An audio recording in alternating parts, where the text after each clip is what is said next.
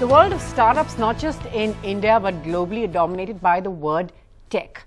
Whether the startups are based on tech, relying heavily on tech, or if that's the background of its founders. But of course, there's no one-size-fits-all anywhere in life, and this is yet another space where different strokes for different folks always works. There are, of course, an increasing number of people who have different backgrounds, not necessarily tech, in fact, haven't even aspired to go down that route, who are now entering the startup space, becoming entrepreneurs. And we thought that would be a perfect time to introduce some of them to you and get their experience. How tough is it? What are their challenges? And what, of course, are the aspects that they find easier or sort of smoother to deal with? Well, let me introduce my special panel to you right away. It gives me great pleasure to introduce Priyank Narayan, Director of Entrepreneurship Programs at Ashoka University. Thanks for coming in, Priyank. Apurva Kamath, co-founder Karmantik, an enterprise that collaborates with shoemaking artisans. You're a graduate from Christ University, majored in psychology, sociology and literature. Abhishek Chaudhary, co-founder Saja, which is a non-profit organization. He's also done his graduation in English literature and again liberal arts being another focus area. There's Aditi Agarwal, co-founder of Gudgudi, a young design studio that loves to design for public spaces. What a fantastic name, by the way. Thank you. And once again, someone with very strong leanings towards liberal arts. Thanks also so much for taking our time to speak to us. Abhishek, I know that you have been asked this in the past from our cursory research into what all of you have done, on what it was like to not sort of go down the tried and tested paths of, say, an engineering degree or sort of more any other science stream, but you know, you were always excited about plays and stories. Was there a lot of convincing that you had to do at home to sort of be allowed to just stick with these stories? You know, TV actually. So my mom used to watch a lot of TVs. I used to watch TV along with her. And so that was my entry to the world, and I wanted to be part of the TV and stories. And my mom was very supportive since like I was a kid. Not many people in my vicinity were supportive about it. So I was born in Jamshedpur. It's a steel city. So all the techies rule that this city. Yeah. So if you're born from the day one, you have to aspire to be an engineer, not even doctor. Right. So each and every friend of mine was like striving hard for a science, a PCM. I did the same thing. And then, but I wanted to do theater. I wanted to read stories to people. And I said to my mom, I want to go to Delhi because there's something called National School of Drama. And I actually flunked in my chemistry exam in 12th standard. I had like 40 in maths and 45 in physics because all the day I was really like... didn't want to do that, did you? So, and that's the reason, and she said, okay, so I have this 25,000 rupees because that was a real financially tough time for my family. My dad was a security guard, and coming to Delhi is like an expensive, like hostel fees are expensive. But she said, go ahead and do it. I came to Delhi, I did like explode, and my life changed. If I'm not a theater actor anymore, but I live a story, I create stories. Fantastic, of different really. kind. These are just heartwarming stories. Apurva, there are of course all those naysayers that we all meet all the time who are always telling you that the glass is either half empty or you can't do this. Here you are, you know, someone who's getting into a space that is dominated, like I said, by the techies. Did you have to sort of pull yourself back and say, I can do it, or did this thought never cross your mind?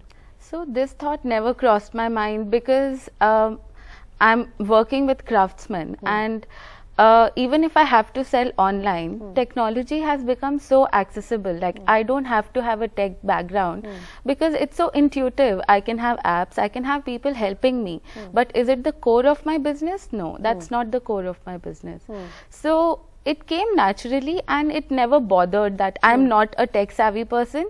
So I still and don't... you're honest to admit, look, this is not my space, I'm not good at it, so I'd rather focus on what I enjoy doing, what I'm good at. Yes, but I am selling a lot online. So for that, I need an accounting app, I need an online shop. But I have access to all of that and it's very easy for me to use. It's become intuitive, it's more easier for people who are not from tech background anymore. So it's not limiting as such to not have a tech background. Aditi, has that been your experience as well? Yeah, I mean, it never sort of crossed my mind that I have to be an engineer to start up because I see tech as any other skill that can be acquired, or it could be someone could be hired for that. I think entrepreneurship is about zeal and passion and this desire to make big. So, but do people sort of bring that on the center table? Sort of, do they keep trying to make it sort of a focus point when they speak to you? What about your tech background? How will you overcome the tech hurdles? Does that tend to happen? Yeah, it does tend to happen, but my startup is not really based so much on tech, and we focus more on design, and it's more of a brick and mortar startup.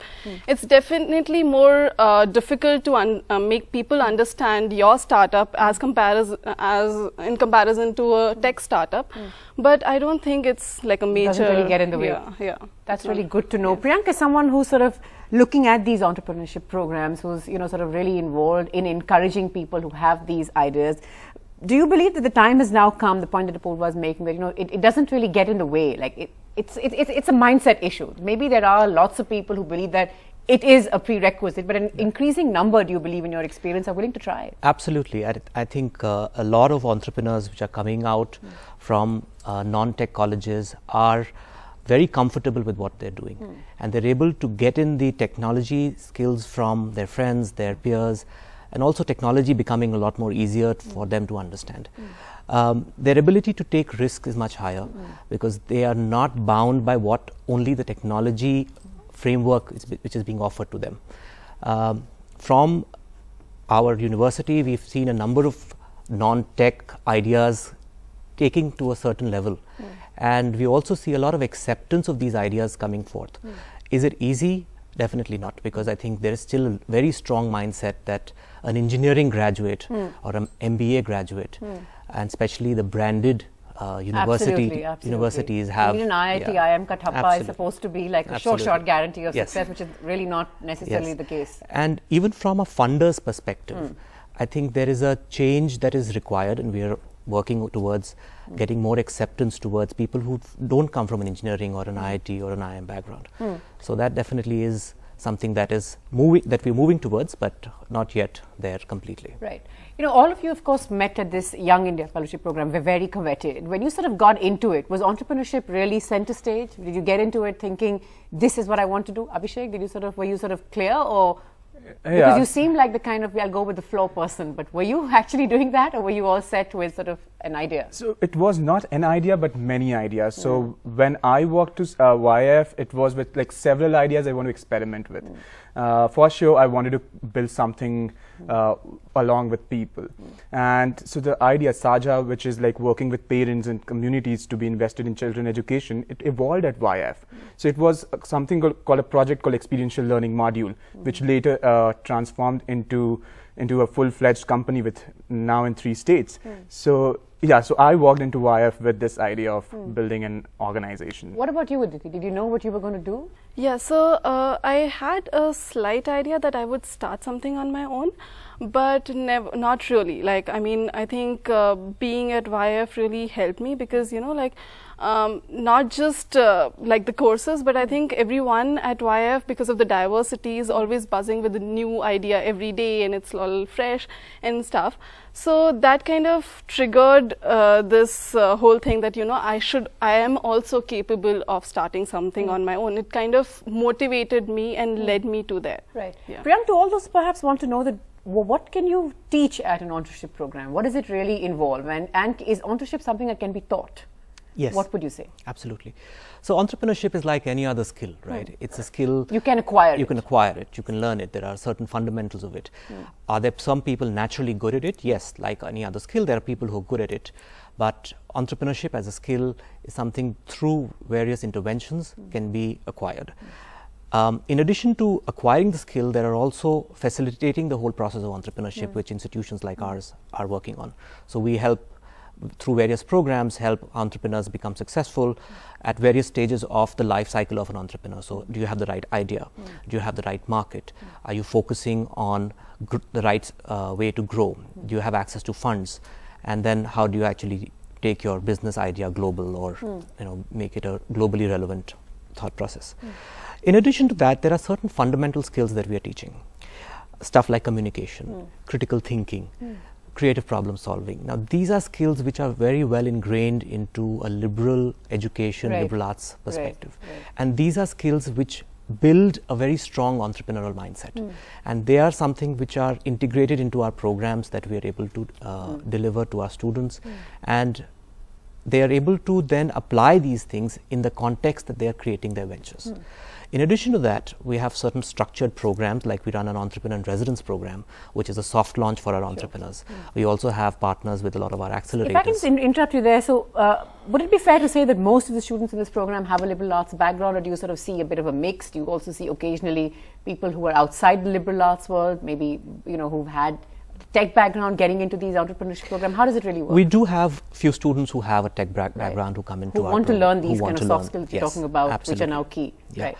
Yeah. And they make a good mix for interdisciplinary learning. Sure. So there are people from various backgrounds. I mean, like here you have Aditi coming from a design background. There are people who come in from an architecture background. There are people who've done hardcore coding and engineering skills, and even management skills. So they all come together and create. So interdisciplinary perspective to entrepreneurship is something which is very, very critical in creating different kinds of ventures. Apurva, what about all that Priyank has mentioned? Did you find useful? Don't feel under pressure because we sit next to you. But which bits do you believe were the ones that that you took away the maximum from? So I was really scared of maths, and I never really thought I could run a business. Yes. So and also I had a bad experience with maths in school. So I never even thought of touching an accounts course, or I always thought I need a partner in business who's going to take care of all the numbers. But that's not how it works. You have to do both. So during the course, I met a lot of people who were doing different things. There were designers who were doing accounts for the first time. There were historians who were doing accounts for the first time. And it kind of made me feel that it's okay if I fail. It's the fear of failing had reduced to an extent. And I felt, okay, everybody is struggling to do something new. And the idea of failure also changed. It would have been a failure for me if I had not tried it. I find that fascinating. I have always found the approach of this generation to failure fascinating, because in my time, it really wasn't an option. It wasn't an option. It was not cool. And now sort of the perspective's changing. It's almost aspirational. I mean, I'll try again. I'll try again. Yes. Tell me, Aditi, in your experience, is that how it works? The point that Apurva was making, that my approach to failure changed, and if it doesn't work, maybe I'll try something else. It's not the end of the world. Exactly. How does that work? Because for many middle class Indians, we haven't been brought up to believe that. Yeah. So I think just to add on to that, like the major thing that happened at this liberal arts program was the diversity that happened. And when you encounter this diversity, you understand that you only know limited.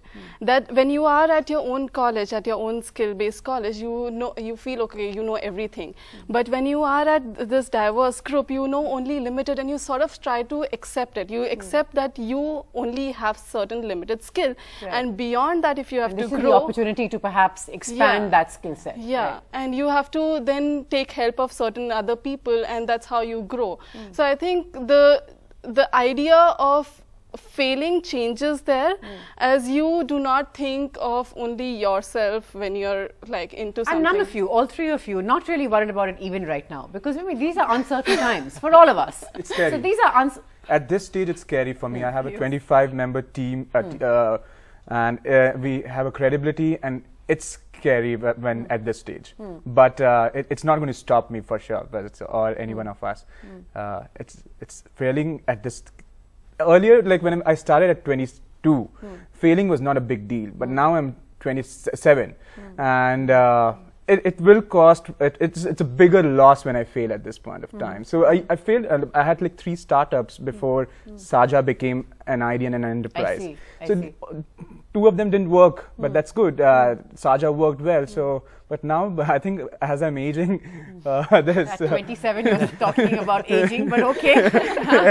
We know that.